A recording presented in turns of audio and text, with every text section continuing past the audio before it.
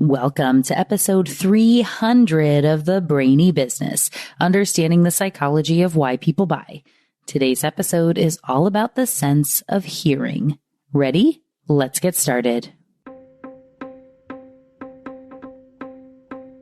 You are listening to the Brainy Business Podcast, where we dig into the psychology of why people buy and help you incorporate behavioral economics into your business, making it more brain-friendly. Now here's your host, Melina Palmer.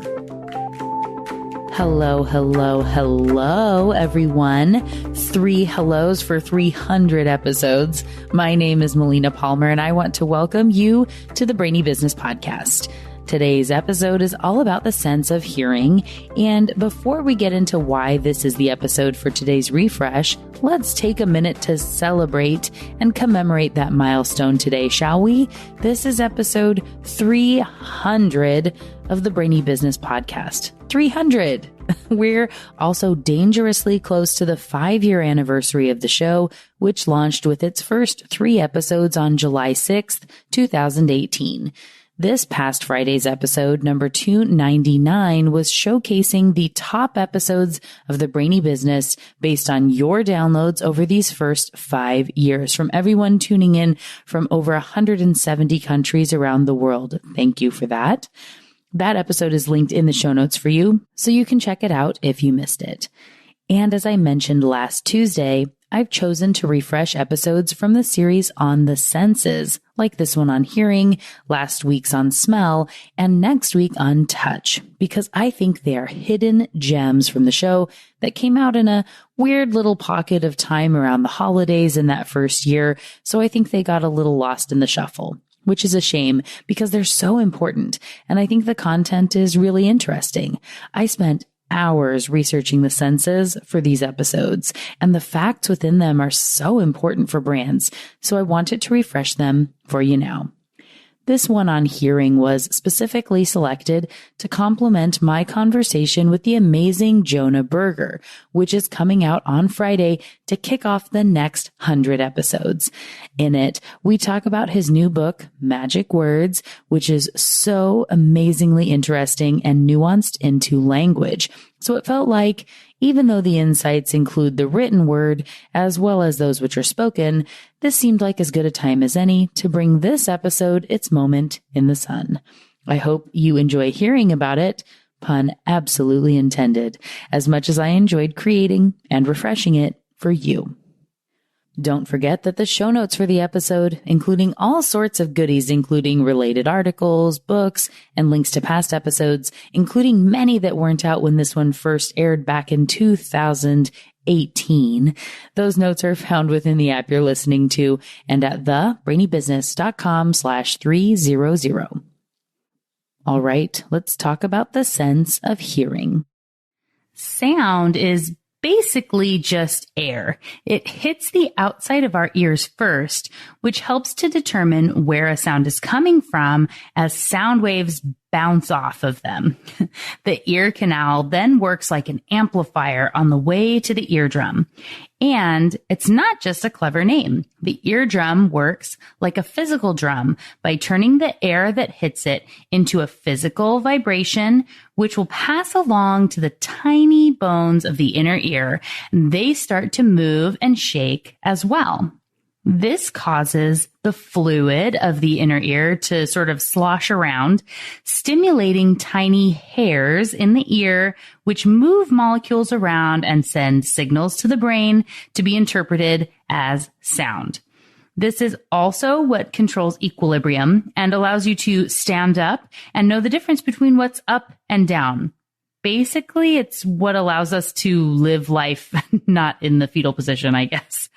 So the sound and vibration will then move along to the snail shell shaped cochlea, which has 20,000 fibers to help determine different sounds and translate those to electrical pulses, which make their way to the brain for interpretation. They start out small and stiff, and as you wind your way through the cochlea, they get longer and looser. and they can resonate at different frequencies. Think about a harp or guitar strings that can bend differently based on the type of sound. This is what allows you to interpret different sounds through those different vibrations. High frequency, fast moving waves have a higher pitch, and those with a lower, slower frequency are going to be coming in at a lower pitch. The brain knows what you're hearing based on the specific hair that's moving, and the louder the sound, the more it moves. If they're too loud, those little hairs can get damaged, sometimes permanently, which leads to hearing loss or ringing in your ears after going to a concert or something like that. The vibration of sound waves is at the core of all sound and what we hear. Different instruments or voices make different sounds because they vibrate and amplify the air differently. Eventually, all this information makes it to the frontal lobe in the brain so that you can make sense of everything and understand what it is that you're hearing. I've linked to a couple of really interesting and useful YouTube videos in the show notes if you want all the technical terms and things like that. But as with the other senses, all you really need to know for our purposes is that your body takes in a stimulus that needs to be interpreted by the brain to actually mean anything to you.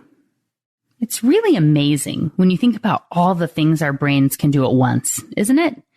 We can quickly figure out where the 11 million bits of information coming to our brains comes from. There's a lot going on that the subconscious has to sift through to decide what your conscious brain can actually pay attention to. No wonder it's hard for our businesses to break through the clutter. Speaking of which, hearing has a similar ability to distract and take over everything in the same way as smell does, which I've talked about before. If you remember from my It's Not About the Cookie series, I talk about the scent of the cookies triggering the brain and how a good smell can flag your brain in a positive way. But a bad smell, like burnt popcorn in an office, can make it so no one can get any work done because they're too distracted by that gross scent. Last week, I actually had a call where one of my clients needed me to repeat something because they were distracted in their office. They had not yet heard that episode on change management. We ended up talking about it, but they had said after part of the conversation where there was a bit of a pause, they said, "Sorry, someone burned a bag of popcorn and we were just talking about how awful it was and I completely missed what you said." Oh man, it ended up being really funny and very perfect timing as I'm in the midst of these episodes on senses. They were very excited to learn more about the burnt popcorn smell and its impact on the office, and I love to share. So we talked about that for a few minutes before getting back to the direct mail campaign we were working on. Anyway, sound has a similar impact on our ability to perform.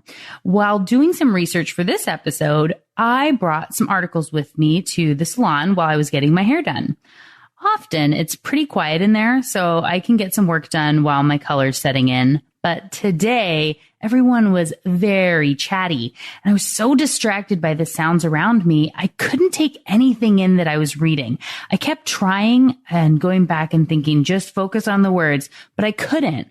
My brain got so focused and caught up on all the sounds and words and tidbits, things coming in through my ears, that I could not fully interpret or retain anything I was trying to read.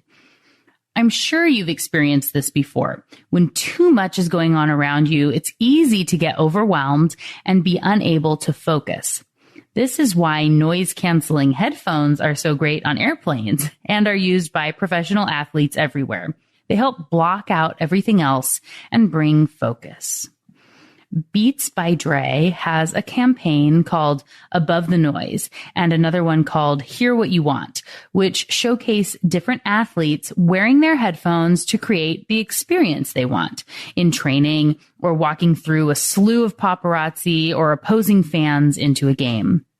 You can literally flip a switch and tune everything out, which is appealing when you want to focus.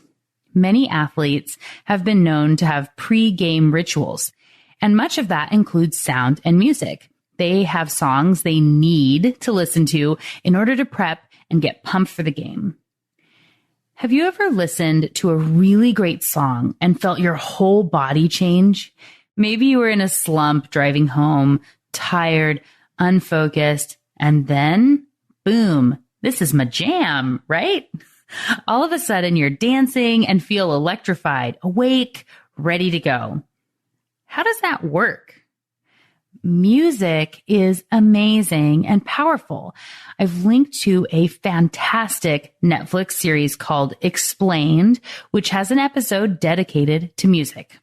I'm going to give you some of the highlights here, but it's really interesting, especially if you're someone who loves and makes music, and hearing all those notes and the things they talk about can make a difference. So there's a link in the show notes if you want to check it out. The video gets into what music is, how and when sound becomes music, and why humans have been able to master the art of music. Researchers have found musical instruments as old as cave paintings, and every single culture on Earth has been found to have some sort of musical component. Clearly, this is very important to humans. And it turns out we are unique in our ability to understand, predict, and interpret music. There have been a few cases of animals, you could count them on one hand, that can identify a beat or a melody, but they can't combine all the facets together, pitch, melody, harmony, rhythm, to make music. A bird that learns a tune can't recognize the same notes when they go up or down the scale. When you tap along to a beat, you have to be able to anticipate what's coming and start the tap or clap or snap before the sound comes. Monkeys can know that there is a beat, but they can't predict or match it. We truly are unique as humans in being able to understand and create music, and this impacts more than just our ears. Studies have shown that our bodies physically react to music in amazing ways. A quick tempo in a song will make our heart beat faster. A slow song can bring your heart rate down. Music releases chemicals in the brain. Some make you feel good, and some can be tied to negative emotions. Singing releases these positive emotions even more. The body actually changes when music is played, which is really amazing. If you want to get pumped up before an important call, maybe you've got a sales call, you're wanting to close a deal, you can choose a really great song and listen to it before to get you excited and ready to go. And I know for me, I personally can't exercise without listening to up-tempo music. I need that beat in my brain. But how does sound become music? The easiest way to turn any sound into music is to repeat it. Have you ever seen a video of Ed Sheeran performing any of his songs using a loop pedal? I have, of course, linked to one for you in the show notes. He essentially makes a bunch of random sounds and sets them to repeat. First, he strums out a quick guitar line, sort of like the bass line, then a few notes on the keyboard. Then he sings the various pieces of the chorus, building the piece as he goes. And voila, a song is born. I've said it on the show many times before, but our brains love repetition. Familiarity is favored, and music is all about repeating. When researchers played the sound of rainfall to a group of participants, they were then asked to rate the sound quality from completely environmental sound to completely music. The first time they heard it, they all said it was an environmental sound. Then, after it was repeated a few times, everyone started to laugh because magically it became music. Music impacts our brains differently than words, and it can actually help people to heal. Studies have shown that people with Parkinson's who might not be able to move without shaking or that have trouble controlling their movements can actually move around with much greater control and range when there's music playing. The music changes them, the way their brain processes, and helps them to move.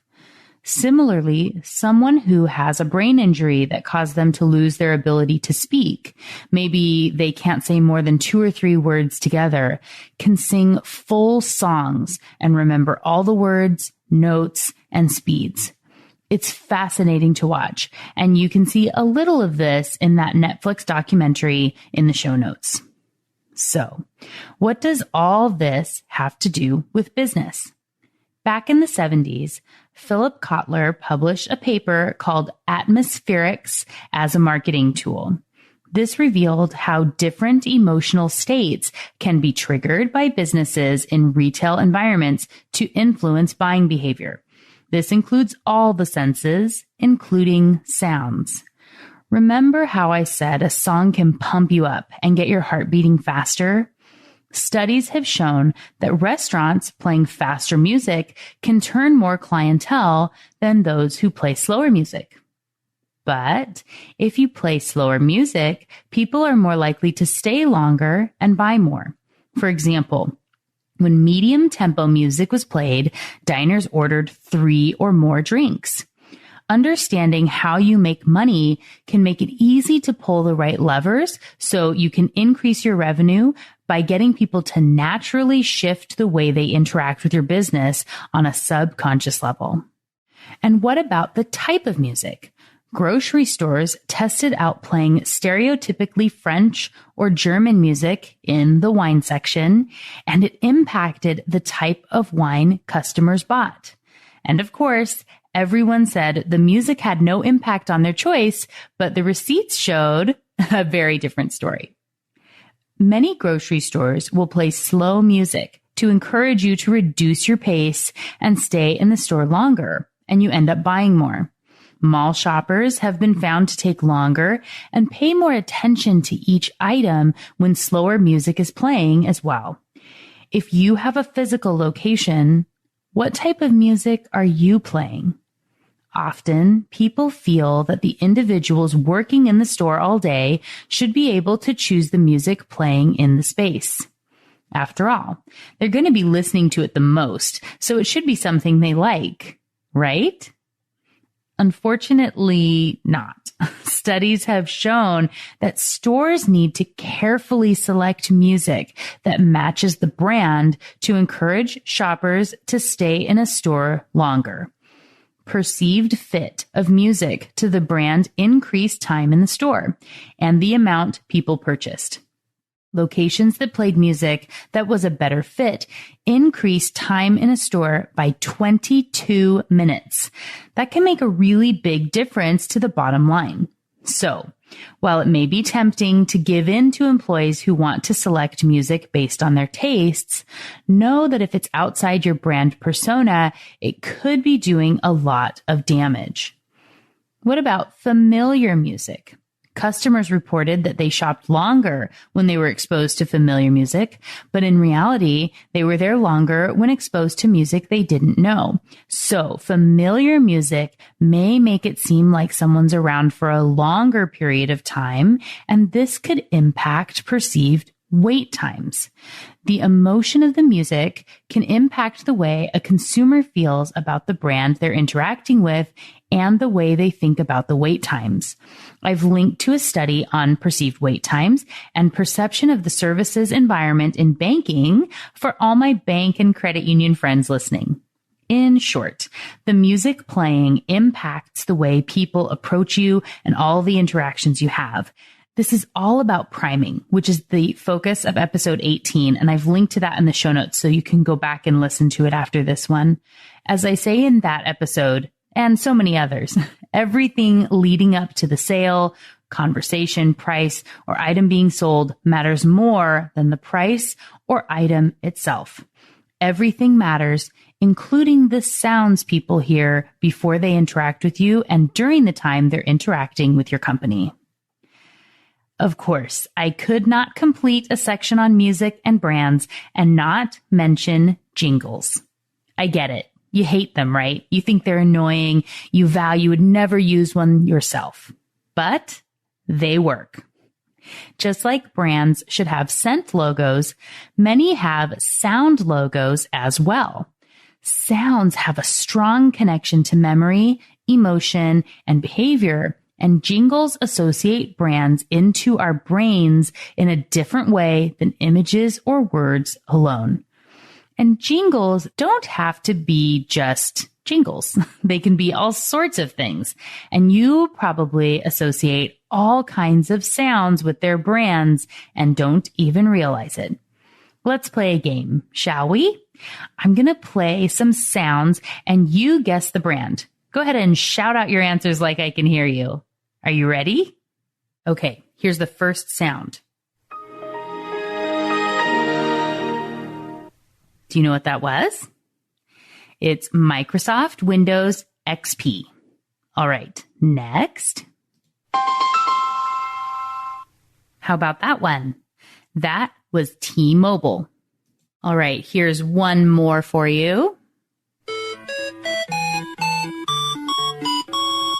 That, of course, was State Farm. And what about this one? That was McDonald's. And here is one of my personal favorites to show how an entire franchise can be tied to sound. If you are one of the millions of fans of this, you should get it nearly instantaneously. All right, here we go.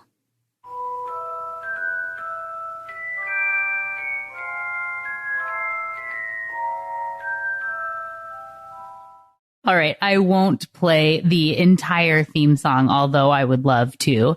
But for all you Harry Potter fans who heard that, did you instantly get excited like I do? It only takes a split second, but you know right away what that sound means, and it can change your entire demeanor, right? That is the power of sound on the way we relate to brands, and little changes can make a big difference. I've linked to a fun article that shows what the creepiest scary movie soundtracks sound like when changed from a minor to a major key. They become almost comical. Check out the show notes to hear what Jaws or Psycho sound like when in a cheerful major key. And in case you didn't know, sounds can really make or break movies. They say if you're ever watching a movie and get too scared, to put it on mute. It completely changes the experience. I've also linked to a video of Mrs. Doubtfire recut as a horror movie. The trailer is only 2 minutes long, and a happy version of The Shining. In short, sound matters.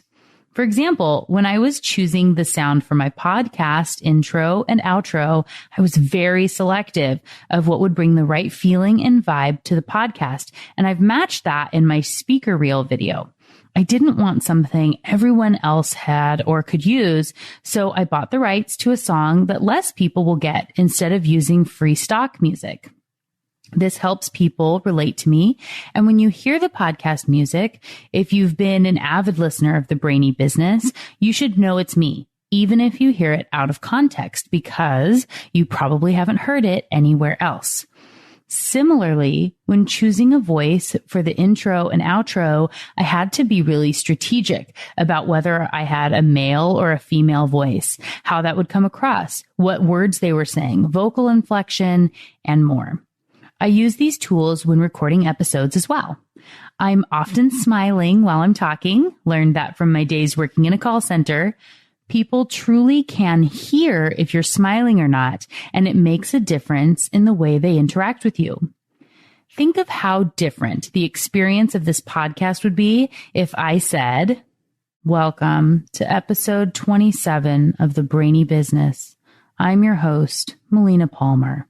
Wah, wah, wah. Same words, completely different experience because of the way it sounds. And before we close out this episode on hearing and sound, I want to give a brief introduction to a very advanced lesson on how sound can impact pricing. The study I've linked to found that the way a number is sounded out can impact the way the price is perceived as being big or small, more than the mere number does alone. They did this by testing out the way words are formed, vowels and consonants, to determine what is a big sound versus a small sound.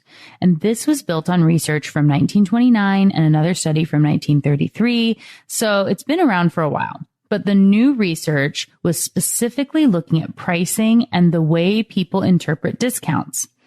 Some vowels can sound bigger or give the perception of being bigger than others based on the shape your mouth creates to form the sound. Think of an oh versus an e. This is also different than consonants like t, which can be more closed off. I'm not going to get into the nitty-gritty, but this study found that bigger associations in the phonetics translated to a bigger price in the brain, like the form of a discount. It felt bigger when it was associated with this bigger space than with the smaller sound and space. This was done automatically on a subconscious level, and they tested across languages to show the difference. So someone who spoke both English and Chinese fluently was shown the same price in both languages, like $7.88, $7.88, where one had a big sound and the other had a small sound when you were to translate the way someone would say them. And that impacted the way they perceived the price and the item overall when that same person was rehearsing and thinking of it in English versus Chinese. And this can impact the way prices are interpreted even when they're not heard or spoken, which is important to know as well. Pretty cool, but very, very advanced. If you want to know more about pricing, check out the episode on unlocking the power of numbers. That's episode 17, and it's a little bit easier to relate to. You can also learn more about this in episode 5, The Truth About Pricing. So what got your brain buzzing as you learned about the sense of hearing today? For me, as someone with a musical background, I'm fascinated by sound, rhythm, tone, and everything to do with our sense of hearing. I also love how much hearing can tie into our familiarity bias. The episode on that is my top recommended next episode to listen to after this one. It's linked for you in the show notes, of course. And how we might hate something when we first hear it, but over time, it grows on us and our opinions change, and suddenly it can become our favorite. It's amazing how sound can make you hungry, and another can make you tired, and still another can bring you to tears. And of course, whether it's a jingle or the noise your system creates as it powers up, or leveraging the power of a rhyme, brands can really learn a lot and get great value from incorporating the sense of hearing into their work. To learn more about this, I highly, highly, highly recommend you tune into this Friday's episode with Jonah Berger on his new book, Magic Words. And of course, to pick up a copy of it, because while we're going to talk about a few of the amazing things in this book, there is so much more in there, and it's fascinating stuff that will help anyone in business and life to be more successful by making a few slight changes to the words they use. And to get more tips and insights on applying the sense of hearing and all your senses into business, they're heavily featured in the priming chapter in part 2 of my first book, What Your Customer Wants and Can't Tell You, which is linked for you in the show notes, of course. If you want to expand your thoughts on this concept and dig in even more on the senses and how to apply them to your work, go ahead and flip to chapter 6 in your copy of What Your Customer Wants and Can't Tell You. Before we close out the show, I want to take a moment to thank you. Thank you for 300 episodes, nearly 5 years, and 1 million downloads from the more than 170 countries around the world. Thank you for all you do to make the Brainy business what it is, for listening, subscribing, rating, reviewing, sharing it with friends and colleagues, for checking out and reading my books, for all the amazing clients this show has brought my way, for all of you, whether we have met yet or not. I appreciate you. And just think, without a sense of hearing, what would a podcast even be? I'm just realizing how fitting it is to have this be the episode for number 300, celebrating a mostly audio show with an episode on the sense of hearing. I love it. And again, I appreciate you. Whether this is your first episode or you've been here for all 300, thank you. And of course, don't forget about all the resources, including related past episodes, books, and many articles if you want to really dig in on the sense of hearing. They're all waiting for you in the show notes at thebrainybusiness.com/300. And just like that, episode 300 on the sense of hearing is done.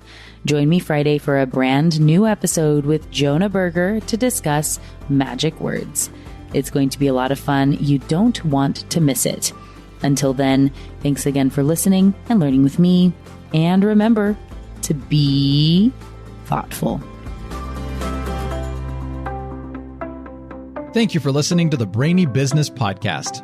Melina offers virtual strategy sessions, workshops, and other services to help businesses be more brain-friendly. For more free resources, visit thebrainybusiness.com.